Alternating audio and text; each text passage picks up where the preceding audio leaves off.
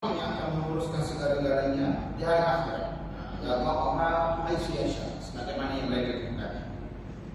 Ia berbuat demikian atas izin daripada Allah Subhanahu wa taala. Itu kata mereka dalam kitab mereka.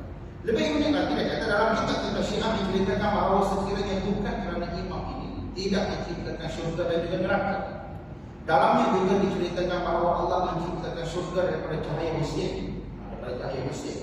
Dan kitab-kitab mereka juga mengatakan perkara pertama yang akan ditanya pada hari kiamat adalah tentang kecintaan seseorang dan kesetiaannya terhadap ahlul bait.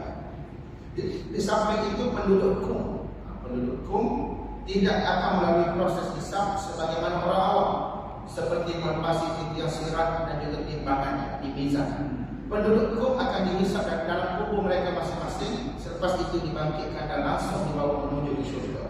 Dan syurga disediakan pintu khusus untuk mereka. Itu disediakan mereka. Sedangkan dalam kepercayaan Sunni, penduduk Madinah dan juga penduduk Makkah pun tidak diberi jaminan yang sedemikian. Jaminan yang sedemikian yang tuan dan perempuan yang bermati Allah. Tidak diberi jaminan yang sedemikian, melainkan para sahabat yang benar-benar dijamin oleh Nabi SAW kesetiaan mereka, pengorbanan mereka yang telah mengorbankan segala-galanya untuk agama pada mereka awam. Ini mudah-mudahan mentang-mentang penduduk di Iran kan, di bawah orang-orang di Iran itu orang-orang Syiah, maka senang ya mereka masukkan ke dalam syurga ikut suka hati dia. Yang mana tak ikut mereka tak boleh masuk syurga. Payah nak masuk syurga. Inilah sebahagian daripada paparan dan juga kegiatan ideologi ataupun pemikiran mereka Syiah tentang kejadian dan juga peristiwa yang akan berlaku di hari kiamat.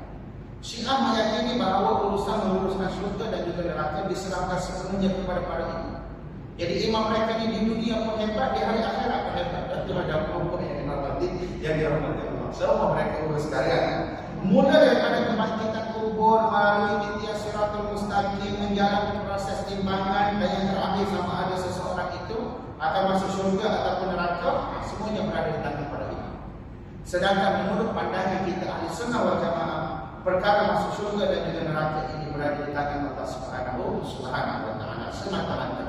Sebagaimana hadis yang diriwayatkan oleh Ubadah bin Samit radhiyallahu taala anhu, yang mana beliau berkata, sikit lagi tuan-tuan, Rasulullah SAW menyatakan, "Man syahida an la ilaha illallah wahdahu la syarika wa anna Muhammadan abduhu wa rasuluh wa anna Isa abdullah wa rasuluh wa kalimatuhu alqaha ila Maryam wa ruhun minhu wal jannatu haqqun wan naru haqqun adkhalahu Allahu jannata ala ma kana min amal."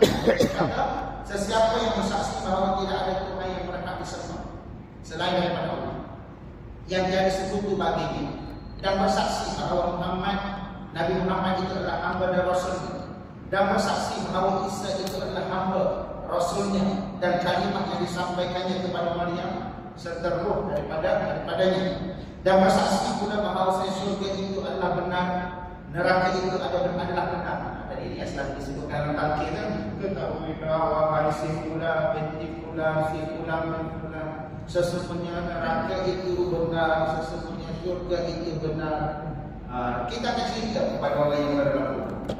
Yang dia tanya orang kubur tu ada orang yang berada Allah. Sepatutnya dia ambil pengajaran. Sepatutnya kita pergi berziarah di kubur ni bukan untuk menangisi ataupun nak meratapi kematian, tetapi nak mengambil pelajaran daripada kematian. Bila imam baca talqin tu, kita pun dengar. Ataupun kalau imam tak nak baca talqin, nak tazkirah kematian, terpulang kepada mana-mana yang imam asas sekali. Yang penting dia dapat memberi pengajaran kepada orang yang berada bersama-sama dalam proses pengemudian itu. Okey, maka Allah Subhanahu wa taala pasti memasukkannya ke dalam syurga. Banyak mana pun amalan yang sudah dilakukannya, dengan arti kata yang menentukan seseorang itu masuk syurga atau tidak adalah Allah Subhanahu wa taala. Dalam hadis riwayat Tirmizi dinilai sahih oleh Imam Tirmizi, walaupun ada kita kata beberapa ulama yang mendakwakan hadis ini, disebut ada seseorang yang masuk syurga kerana amal dia, bukan kerana rahmat Allah, tak masuk kerana amal dia. Allah kata kalau dihitung amalan itu tak layak melainkan rahmat daripada Allah Subhanahu wa taala. Maka mudah-mudahan